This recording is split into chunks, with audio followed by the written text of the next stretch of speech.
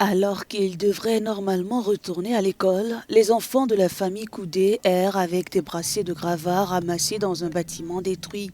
Après une dizaine d'heures de travail, ils ont gagné environ 15 shekels, soit 4 dollars, en vendant la poudre issue des gravats qui sera utilisée pour construire de nouvelles tombes dans le sud de la bande de Gaza.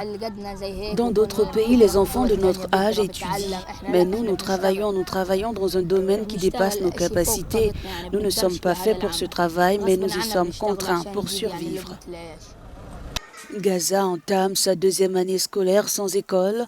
La plupart des enfants sont occupés à aider leurs familles dans leur lutte quotidienne pour survivre au milieu de la campagne israélienne. Les 625 000 enfants en âge d'être scolarisés ont déjà manqué presque une année entière. L'avenir des enfants est compromis. Il n'y a pas d'éducation. Ce qu'ils ont appris l'année dernière, ils l'ont complètement oublié.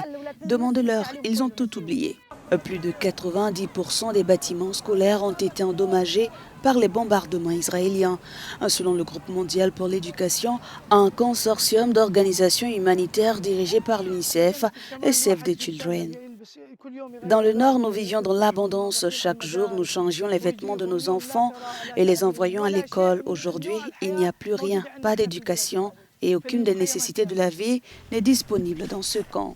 L'éducation a toujours été une priorité pour les Palestiniens. Avant la guerre, Gaza affichait un taux d'alphabétisation élevé, proche de 98%. Aujourd'hui, environ 1 900 000 Gazaouis sont entassés dans des camps.